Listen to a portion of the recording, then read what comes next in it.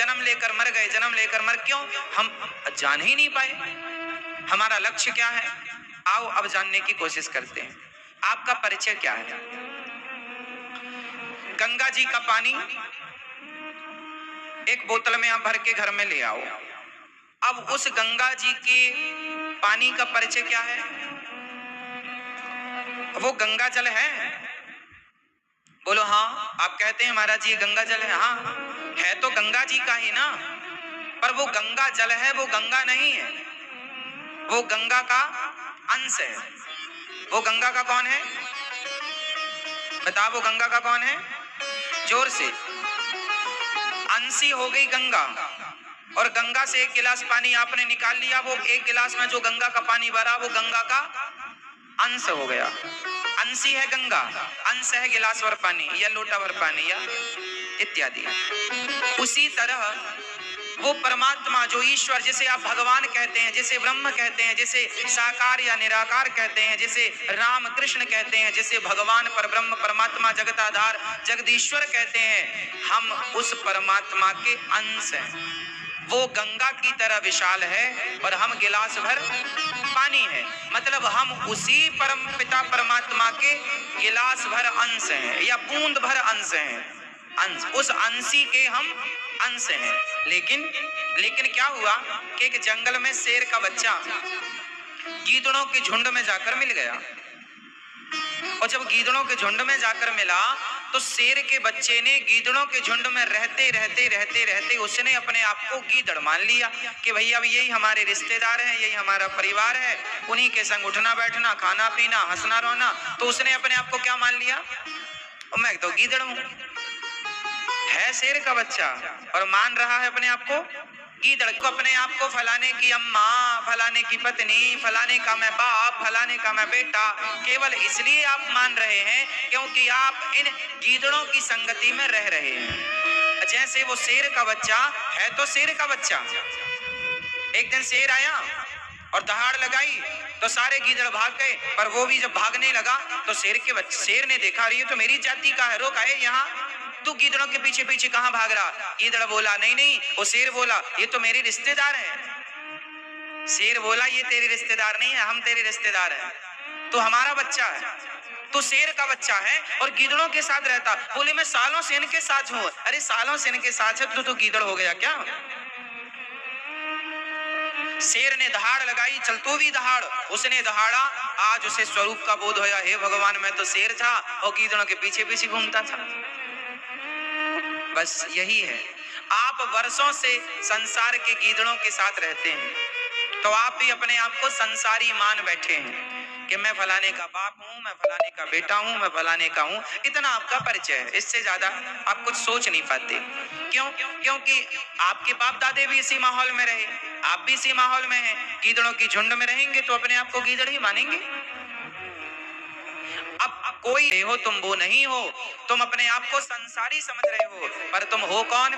जैसे गंगा का पानी बोतल में भरा हो या गिलास में भरा हो, वो गंगा का ही पानी कहलाएगा, अंश कहलाएगा। उसी प्रकार गोस्वामी जी कहते हैं, गोस्वामी श्री तुलसीदास जी, ईश्वर अंश जीव अविनाशी। हम भी उस परमात्मा रूपी गंगा का हम भी अंश हैं जो अपनी उस परमात्मा रूपी शक्ति से बिछड़ गए हैं। जैसे गंगा के पानी को आपने गिलास में भर लिया तो वो गंगा से बिछड़ गया, अब आप उसे फिर गंगा में डाल दो तो फिर गंगा जल हो जाएगा।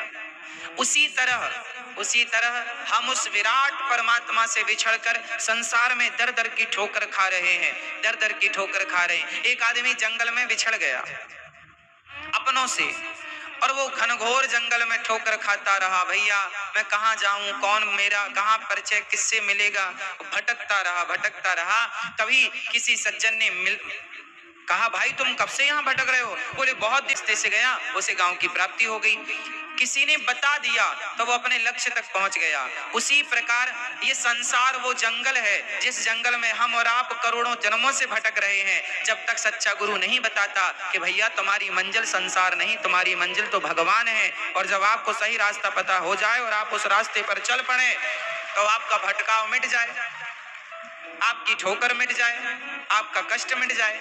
आपका कष्ट तब तक नहीं मिटेगा जब तक आप ये नहीं जान लेंगे कि आप संसार के नहीं हैं, आप भगवान के, आप ईश्वर अंश हैं। आप गीदड़ के बच्चे नहीं हैं, आप शेर के बच्चे हैं, मतलब ईश्वर की संतान। हम सब ईश्वर के हैं, ये सब कुछ भगवान का है, लेकिन हम मान लेते हैं अपना, मेरा मेरा मेरा। इस चक्कर में थोड़ा हम दुखी हो जाते हैं, परेशान हो जाते हैं। हमारी बुद्धि चंचल है ना, कभी यहाँ लग जाती है, कभी यहाँ लग जाती है, कभी इसे अपना मान लेती है, कभी इसे अपना मान लेती है। इसलिए भागवत सुनना चाहिए। जब आप भागवत श्रवण करते हैं तो आपको आपके यथार्थ का बोध कराता है, कराती हैं भागवत जी। तो व्यवहार संसार से, लेकिन अपने आप को संसारी ना मानो, अपने आप को शरीर ना मानो, अपने आप को बस आत्मा जानो, अपने आप को केवल ईश्वर का अंश मानो, अपने भीतर बाहर ईश्वर को ही मानो, जानो, देखो, सुनो। बस भागवत जी में यही तो बताया है। भागवत जी की शुरुआत होती है जन्माद्यस्य यतोन्वयादितरतश्चार्थेष्वभिज्ञः स्वराट्। जन्म आदि यस्य जन्माद्यस्य, जिस परमात्मा ने सृष्टि को उत्पन्न किया, पालन करने वाले, संहार करने वाले भगवान के तीन रूप हैं, ब्रह्मा, विष्णु और महेश। भगवान के कितने रूप हैं मैया? तीन रूप। क्यों हैं? क्योंकि काम तीन है। भगवान के काम कितने हैं? काम तीन है।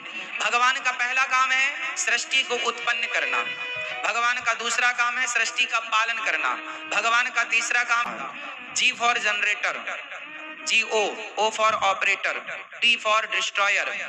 तो जो परमात्मा सृष्टि उत्पन्न करने वाले हैं वो तो ब्रह्मा है, तो जी फॉर जनरेटर। ऑपरेटर कौन है?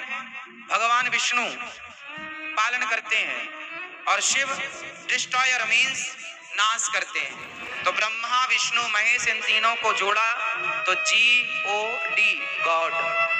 गॉड का फुल फॉर्म क्या है? ब्रह्मा, विष्णु, महेश, सृष्टि को उत्पन्न करने वाले, पालन करने वाले, संहार करने वाले। ऑपरेटर है ना, जनरेटर, ऑपरेटर और डिस्ट्रॉयर, तीनों को जोड़ा तो गॉड शब्द तैयार हुआ।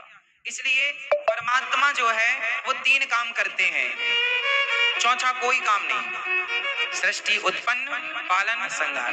अब आप से इस चीज को समझें, आपको उत्पन्न करने वाले कौन हैं? बोलो, भगवान। आपकी माँ और आपके पिता के द्वारा जब आप अपने माँ के गर्भ में गए, पिता का तेज जब माँ के गर्भ में स्थापित होता है, इसके बाद तो माँ बाप का खत्म हो जाता है।